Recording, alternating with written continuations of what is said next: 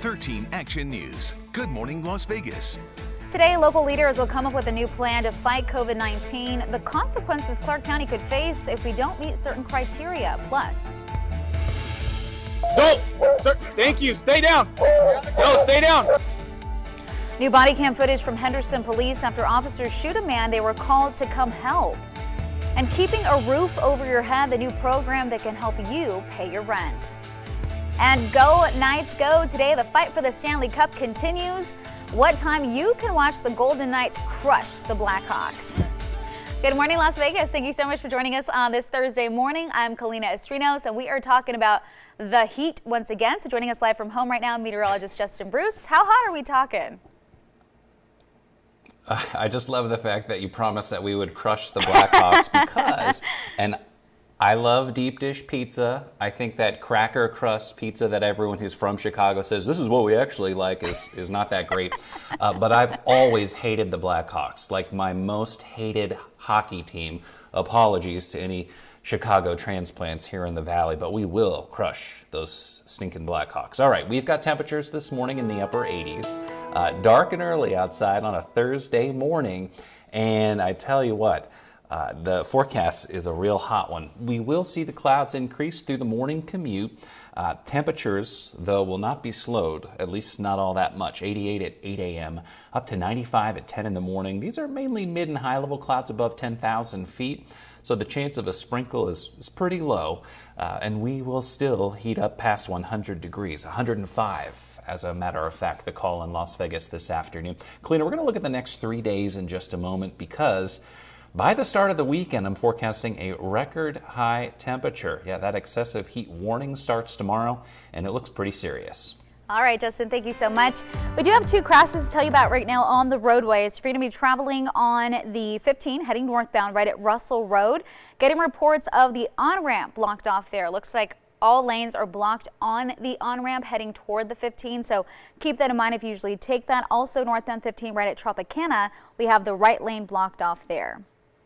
Time now, 5:02. For the second day in a row, Nevada reported its lowest daily new reported coronavirus cases in more than a month. According to the state health department, there are more than 58,000 cases of COVID-19 and 996 people have died. Contact tracing, though, appears to be working. Health officials say nearly 9,200 people who were tested positive were identified through contact tracing.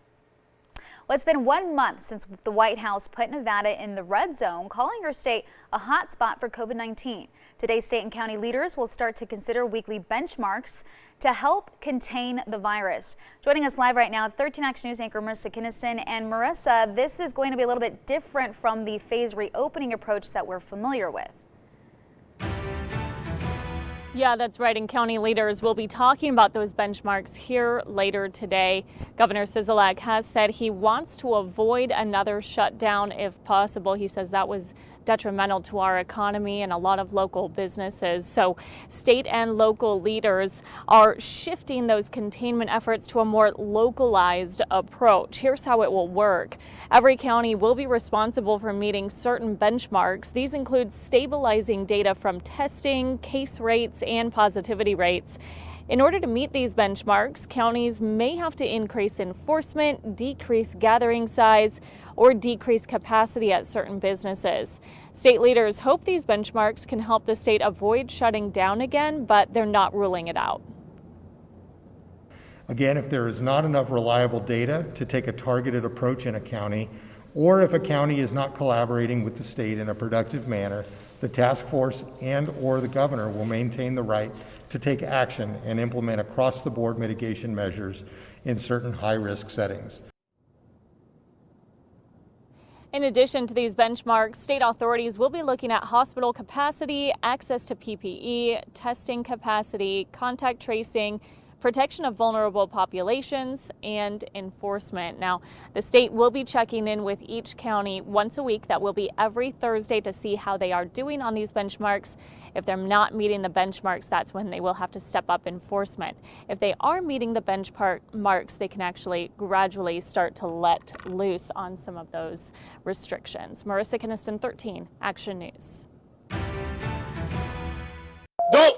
Sir, thank you. Stay down. No, stay down. This is new body cam video of the moments before Henderson police shot a man earlier this month. And this happened near the 95 and the Fiesta. A neighbor called 911 to get a man help after he collapsed. Now police arrived to see that he was carrying a knife. The man was then asked to drop the knife, but when he didn't, police tased him. Police also say that when that didn't stop him, one of the officers there fired several shots. Taser! Taser! Taser! Taser! Taser! Get away from me! Well, the man is still in the hospital recovering. Henderson police now conducting an internal investigation. We also have new body cam video from Metro from a deadly shooting Monday. Now, this happened near Nellis and Las Vegas Boulevard. Metro says Joshua Squires was holding his mother hostage and threatened to burn her house down.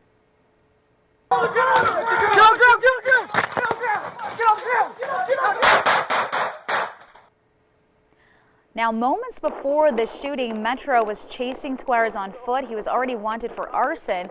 Police had to call on the SWAT team to save his mother. Well, this morning, the lake fire continues to burn in Southern California. Right now, it's burned more than 10,000 acres in less than 24 hours. Now, we have video from overnight as crews battled to control all of the flames there. You can see the smoke just billowing through the sky there. Now, firefighters are already calling this, quote, a major fire, and right now it's unclear what started it. If you're someone struggling to pay rent, you are not alone. We've seen stickers like this one placed on businesses throughout the valley here, threatening eviction. And 13 Action News reporter Jeremy Chen breaks down the program you can turn to for help. It is so much cheaper for us to keep people in their homes, keep people's businesses operational during this transition period that we're all facing. Clark County Commissioner Michael Naft making it clear on his thoughts about economic recovery. He says the county has set up a program to provide grants for businesses to help pay lease agreements or other expenses. We have just a stabilization program that's intended to help offset some of the costs associated with loss of revenue during this difficult time.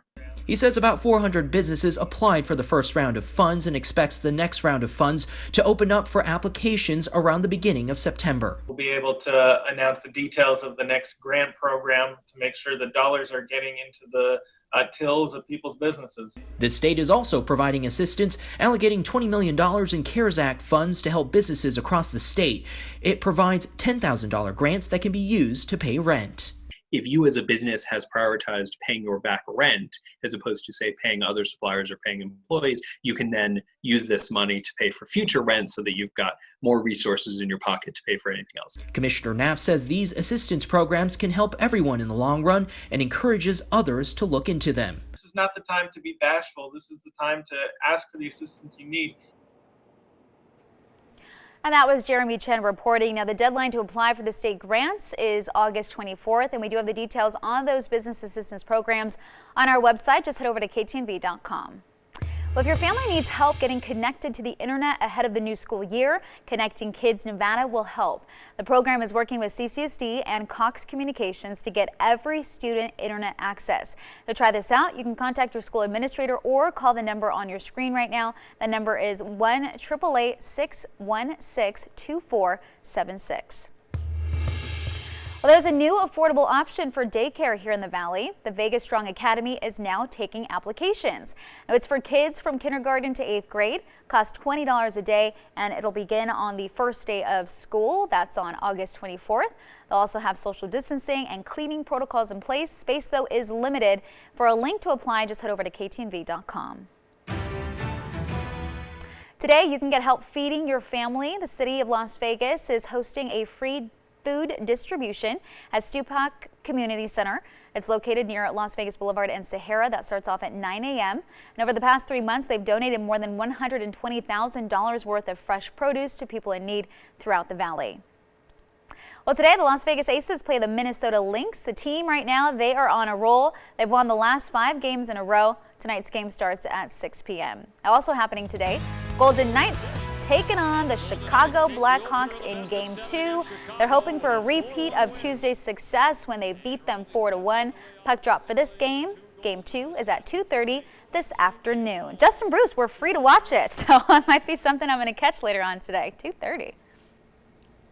Nice. It's so crazy, Colleen. I mean, when the Golden Knights debuted and made their incredible run right into the Stanley Cup Finals, everyone here in the Valley was glued. But 2020 has been insane, so I feel like this playoff hockey has kind of snuck up on some of us. Time to hop on board the train, see how far we can go. All right, let's talk about our forecast over the next 3 days. Oh, it's going to be hot, and for Las Vegas in August, that's saying something. 105 today with increasing clouds as early as the morning commute. Excessive heat warning starts tomorrow because we'll hit 110, continues on Saturday as we reach 112, and by the way, on Saturday, that'll be a new record high temperature. We'll see how long dangerous heat it's going to last and remind you of some of those common sense heat precautions with 7-Day Planner. All right, Justin, thank you so much. Coming up, don't hold your breath. How long you might have to wait before you get another stimulus check. And new election promises from President Trump, the tax he plans to get rid of if he serves a second term. Plus, making professional-grade masks more accessible. The local man looking to make a difference right here in the Valley.